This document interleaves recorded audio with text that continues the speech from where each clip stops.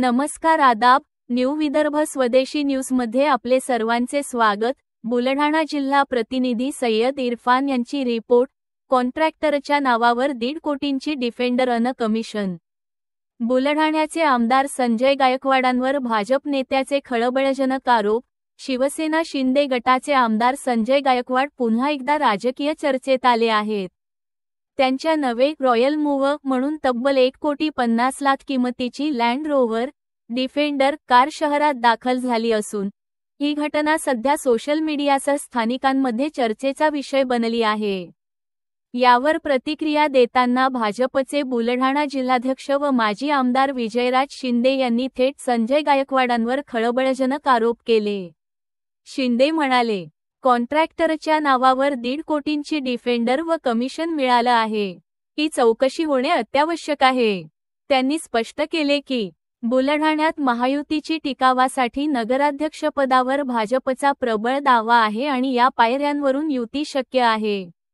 विजयराज शिंदे म्हणाले, मतदारांना वेश्यांपेक्षा खराब म्हणणाऱ्या लोकप्रतिनिधीला लोक नाकारतील, त्यामुळे भाजपचाच विचार व्हावा अन्यथा युती नाही। शिंदे पुढे म्हणाले, बुलढाण्यात बेडकासारख भाषणातून युती पाहिजे असं म्हणणाऱ्या लोकप्रतिनिधीने काल 1.5 कोटी रुपयांची डिफेंडर आणली। ती एका कॉन्ट्रॅक्टरच्या नावावर असून ती कोणत्या कामाच्या कमिशनमुळे मिळाली आहे याची चौकशी झाली पाहिजे। माध्यमांसमोर माहिती देताना भाजपा नेते विजयराज शिंदे बोलले की स्थानिक स्वराज्य संस्थांच्या आगामी निवडणुकांच्या पार्श्वभूमीवर या राजकीय संघर्षामुळे बुलढाण्यात भाजप शिंदे गट आणि शिंदे गटामध्ये तणाव वाढण्याची शक्यता दिसून येत आहे। कारच्या बहुमूल्य खरेदीमुळे सुरुवातीला हलके-फुलके चर्चेचे स्वरूप असलेली घटना आता धक्कादायक राजकीय वादात रूपांतरित झाली आहे। सध्या स्थानिक राजकारणाच्या प्रत्येक हालचालीवर नागरिकांची नजर असून आगामी महायुतीत कोण पुढे राहणार याची उत्सुकता वाढली आहे। मला सांगा, विधानसभेची निवडणूक झाल्या माझ्यावरती आरोप केला गेला की मी 5 कोटी रुपये घेतले, 1.5 कोटीची डिफेंडर त्यातली आणली, 1 कोटी दत्ता पाटलाने घेतले, 1 कोटी दीपक वारेनं घेतले, 1 कोटी चंद्रकांत बर्देनं घेतले, 1 कोटी प्रभाकर वारेनं घेतले आणि या लोकांची मी पक्षाकडे तक्रार केली, यांना पक्षातून काढा असं आपण सगळ्या लोकांनी बातम्या दिल्या। आणि एवढंच काय, निवडणूक झाल्या विधानसभेची मित्रपक्षांनी माझं काम केलं नाही, मी स्वतःच्या बळावर निवडून आलो अशा वल्गनाही त्यांनी केल्या।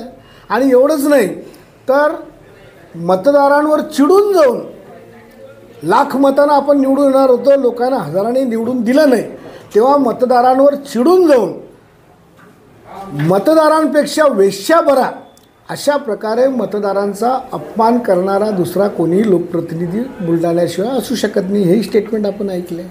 आणि मी 1.5 कोटीची डिफेंडर आणल्याचं जे बोललं गेलं, ती डिफेंडर तर अजून मला माहिती नाही मी कुठं आणली आणि कुठं ठेवली, पण आज बुलढाण्यात एक डिफेंडर आलेली आहे एका कॉन्ट्रॅक्टरच्या नावावर, आज दाखल झाली आहे। ती डिफेंडर कोणाची आहे आणि कोणत्या कॉन्ट्रॅक्टच्या बाबतीमध्ये ते कमिशन कोणाला मिळालं आहे याचा शोध पत्रकारांनी घ्यावा।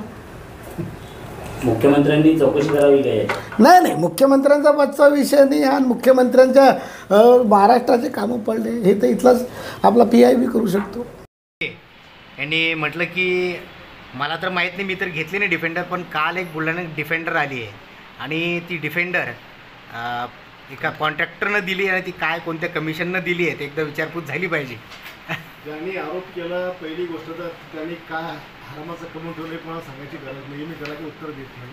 पण तो जी गाडी आहे ते निलेश ढवळे हा कंत्राटदाराच्या आधी माझा नातेवाईक आहे आणि माझ्या पक्षाचा कार्यकर्ता आहे आणि 1.5 कोटी रुपयाचं कर्ज त्यांनी त्याच्यावर काढलेलं आहे। आणि जी गाडी त्यांनी आधी आम्हाला म्हणजे त्याने लिजेंडर गाडी होती ती गाडी विकली आणि त्याचं डाऊन पेमेंट घेऊन म्हणजे 100% कर्जावर त्याची ती गाडी आहे। तिच्यात काय चर्चा करायचं किंवा आरोप कौतुक करायचा विषय आहे? त्या गाडीवर MLAचा सिम्बॉल पण टाकलेला आहे। MLAचा सिम्बॉल माझ्या अनेक कार्यकर्त्यांनी टाकले।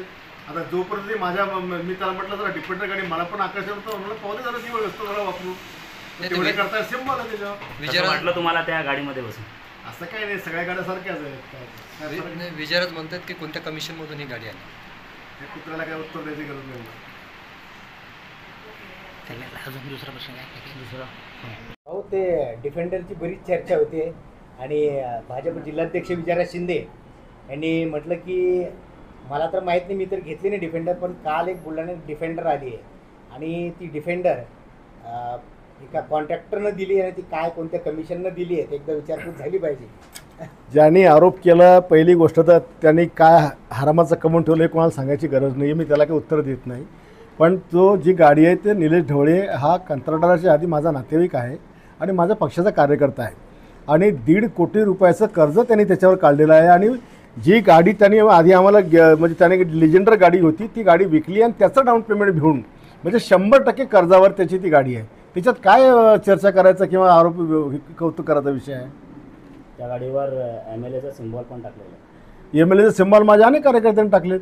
आता जोपर्यंत ते माझ्या मी त्याला म्हटलं जरा डिफेंडर गाडी मला पण आकर्षण होतं, मला पाहू दे जरा दिवळ असतो मला वापरून, मग तेवढ्या करता सिम्बॉल आहे त्याच्यावर. असं वाटलं तुम्हाला त्या गाडीमध्ये बसून? असं काही नाही, सगळ्या गाड्या सारख्याच आहेत, काय फरक नाही. विजयराज म्हणतात की कोणत्या कमिशनमधून ही गाडी आली? त्या कुत्र्याला काय उत्तर द्यायची गरज नाही मला.